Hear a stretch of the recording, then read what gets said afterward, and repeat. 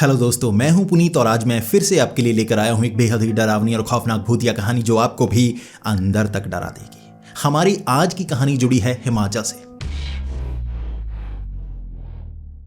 आपको तो पता ही होगा हिमाचल में कितने मंदिर मौजूद हैं और हिमाचल की धरती को देवभूमि भी कहा जाता है। यहाँ पर आपको इतने सारे धार्मिक स्थल मिल जाएंगे कि आप उंगलियों पर गिन तक नहीं सकते।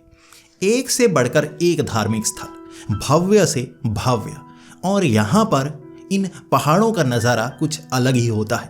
कहते हैं ना कि सुकून जो मिलता है पहाड़ों में वो कहीं पर नहीं मिलता। इसीलिए शहरों से लोग जब भी छुट्टियां होती हैं तो पहाड़ों की तरफ निकल पड़ते हैं और वो सुकून पाने के लिए वहां पहुंचते हैं और वो सुकून मिलता भी है। और कुछ लोगों को सुकून पहाड़ों में नहीं बल्कि धार्मिक स्थलों में मिलता है। वहां जाकर उन्हें जिंदगी का मकसद समझ में आता है और भगवान की शरण से ज़्यादा अच्छी जगह कौन सी हो सकती है। और आज आपके लिए मैं एक ऐसी सच्ची डरावनी कहानी लेकर आया हूं जिसे आप भूतिया कहानी भी कह सकते हैं और एक अजीब सी कहानी भी कह सकते हैं। ये आपको अंत में पता चलेगा कि आप इस कहानी को क्या कहना चाहेंगे। यकीन कीजिए ये कहानी आपको पसंद बहुत ज़्यादा आएगी। ये कहानी हमें भेजी है हमारे एक सब्सक्राइबर ने जिनका नाम है संतोष राम। ये कहानी मुझे लगभग 2 साल पहले भेजी गई थी और आज मैं ये कहानी आपके सामने लाना चाहता हूँ। संतोष राम जी हिमाचल के मंडी शहर के रहने वाले हैं। ये शहर बहुत ही अच्छा है और संतोष राम वहाँ पर एक मिठाई की दुकान चलाते हैं। इसी के साथ वहाँ पर बहुत ज़्यादा मंदिर मौजूद हैं, बहुत ज़्यादा गुरुद्वारे मौजूद हैं और वहाँ धार्मिक स्थलों की संख्या ज़्यादा होने के कारण लोग भी बहुत ज़्यादा आते हैं।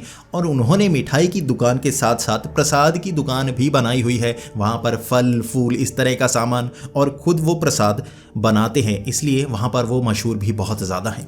लेकिन वहाँ पर कुछ समय के लिए जो श्रद्धालु होते हैं वो बहुत ज़्यादा आते हैं और कुछ समय के लिए श्रद्धालु काफ़ी कम आते हैं। ये वही समय था कि अभी श्रद्धालु आते तो हैं लेकिन दिन के वक्त ज़्यादा आते हैं। कभी कभी तो श्रद्धालु जब नवरात्रि होते हैं तो रात के समय ही यहाँ पर भीड़ बनाकर आ जाते हैं और वो चलते हुए बहुत दूर से आते हैं। लेकिन इस समय जबकि ये घटना है तब काफ़ी कम श्रद्धालु थे, लेकिन यहाँ पर कभी भी ऐसा नहीं होता कि श्रद्धालु आते ही नहीं। बिल्कुल वीरान कभी भी यहाँ नहीं होता, हमेशा चहल पहल रहती है। और यहाँ पर उन्हें प्रसाद भी बहुत ज़्यादा बनाना पड़ता है, इसलिए उनका काम है हर रोज़ सुबह लगभग 3:30-4 बजे दुकान पर पहुँच जाना और वहाँ जाकर काम करना। और वहाँ उन्हें प्रसाद सुबह सुबह बनाना पड़ता क्योंकि 6 बजे मंदिरों के कपाट खुल जाया करते थे और प्रसाद उससे पहले बनाना पड़ता था। और वहाँ पर सबसे मशहूर जो मंदिर है वो है भीम काली मंदिर और वहाँ पर बहुत ज़्यादा भक्त आते हैं और वो सुबह सुबह वहाँ पर पहुँच जाते हैं और उनकी दुकान से बहुत ज़्यादा प्रसाद लेते हैं जिसे वो उस मंदिर में जाकर चढ़ाते हैं। रास्ते में उनकी ये छोटी सी दुकान पड़ती है। दुकान भले ही छोटी है लेकिन उनका दिल बहुत ज़्यादा बड़ा है। इस बार भी वो ऐसा ही कर रहे थे। सुबह सुबह लगभग 3:45 बजे दुकान की तरफ निकल पड़े। उनका जो घर था, क्योंकि पहाड़ी इलाके होते बहुत छोटे हैं लेकिन ये जो पहाड़ियाँ होती हैं ना, जो सड़कें होती हैं वो आसानी से पार नहीं की जा सकती, वहाँ कई घुमाव होते हैं। भले ही आपको अपना जो घर है, दुकान है, बहुत नज़दीक नज़र आ रही हो, उस पहाड़ी पर है, लेकिन जब आप बाइक से जाएंगे ना इतनी जल्दी नहीं वहाँ पर पहुँचेंगे। जैसे सपाट मैदान होते हैं, शहर होते हैं, अगर आपको कोई चीज़ नज़र आ रही है, गाड़ी बाइक भगाओ, वहाँ पर पहुँच जाओ। बहुत कम समय लगता है, 2-3 मिनट लगेंगे, वहाँ पर पहुँच जाएंगे। ज़्यादा से ज़्यादा 10 मिनट लगेंगे। लेकिन ये जो पहाड़ी इलाके होते हैं ना, कोई चीज़ बहुत नज़दीक नज़र आ रही होगी, कोई मंदिर आपको पहाड़ी पर नज़र आ रहा होगा, जब आप वहाँ से चलना शुरू करेंगे या बाइक से जाना शुरू करेंगे लगभग 20 मिनट, आधा घंटा बड़े आराम से लग जाता है। चढ़ाई पर बाइक धीमी धीमी चढ़ती है, घुमाव बहुत ज़्यादा होते हैं, रास्ता काफ़ी लंबा होता है, देखने में छोटा लगता है। और 3:45 बजे वो भी अपनी दुकान की तरफ निकल पड़े थे। वहाँ सुबह सुबह अंधेरा होता है, 3:45 बजे की बात है और भीड़ अब कम आ रही थी, श्रद्धालु कम आ रहे थे, नवरात्रि निकल चुके थे। अब सुबह सुबह 6 बजे बहुत ज़्यादा भीड़ होती, इसलिए उन्हें पहले पहले प्रसाद बनाना था। वो बाइक लेकर जैसे ही अंधेरे रास्तों से अपनी दुकान की तरफ निकल रहे थे, वहाँ उन्हें कोई नहीं मिला, लेकिन एक आदमी ने रास्ते में हाथ दिया।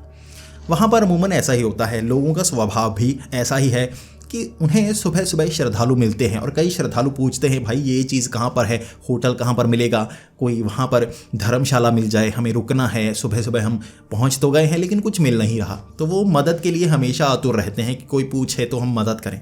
उस आदमी ने शॉल ओढ़ी हुई थी। अब शॉल शरीर पर ओढ़ी हुई थी, चेहरा उसका साफ साफ नज़र आ रहा था।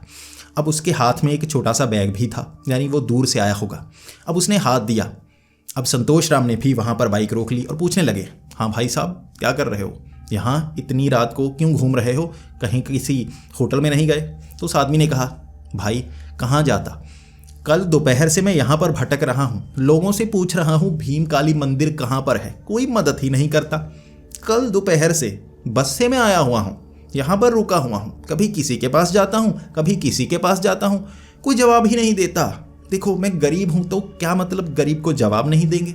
अब देखो मैं अगर थका हुआ हूँ, क्या मैं तुम्हें चोर लगता हूँ जो मेरे सवाल का जवाब नहीं देते और मुंह घुमा लेते हैं, ऐसा महसूस करवाते हैं मैं यहाँ पर मौजूद ही नहीं हूँ। क्या करूँ मैं, देखो कल से भटक रहा हूँ और जब से रात हुई है मुझे समझ में नहीं आ रहा कहाँ पर जाऊँ, जेब में पैसे भी बहुत कम हैं, मुझे बस रास्ता बता दो भीम काली मंदिर कहाँ पर है।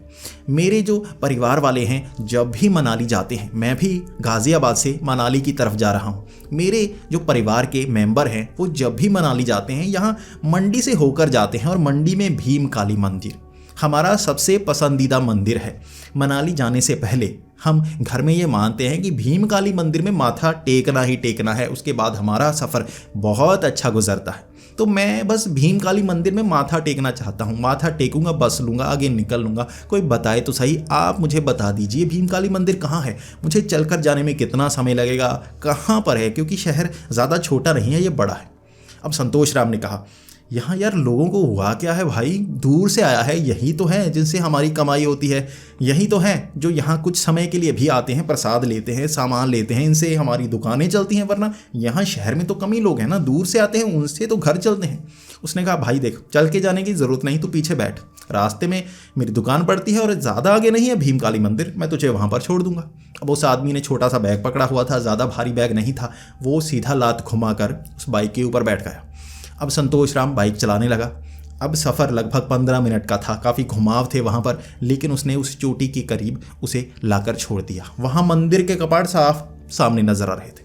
अब संतोष राम ने कहा, देख भाई वो सामने जो तुझे मंदिर नज़र आ रहा है ये भीम काली मंदिर है, 6 बजे कपाट खुलेंगे और सबसे पहले आगे लग जाना, ठीक है।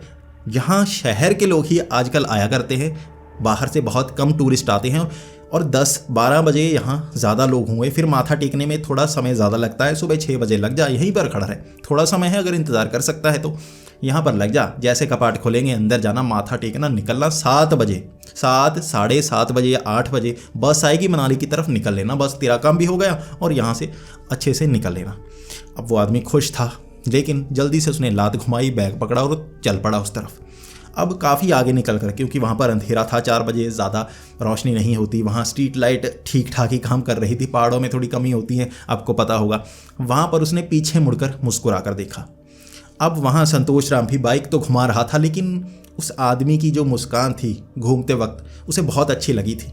ये वो मुस्कान थी जब आप किसी की मदद करते हैं ना, तो वो आपकी तरफ मुस्कुरा कर देखता है कि धन्यवाद आपने मेरी मदद की। और ये खुशी संतोष राम बहुत बार लिया करता था, लोगों की मदद किया करता और उनकी मुस्कान से ये खुशी उसे मिलती थी, जिससे उसका दिल भी बहुत अच्छे से बहल जाता, उसका दिन अच्छा हो जाता, उसकी ज़िंदगी अच्छी हो जाती। वो मानता था भगवान उनकी मदद करते हैं जो लोगों की मदद करते हैं, इसलिए वो मदद किया करता। अब उसकी मुस्कान ऐसी थी। उसके बाद थोड़ा आगे गया और वहाँ संतोष राम अभी बाइक घुमा रहा था, उसकी मुस्कान देखकर थोड़ा रुका था। वहाँ मुस्कुराकर जैसे वो घूमा, वहाँ स्ट्रीट लाइट दूर तो थी ना, बिल्कुल अंधेरा नहीं था, वहाँ घूमते सार वो गायब, जैसे घूमा बिल्कुल गायब।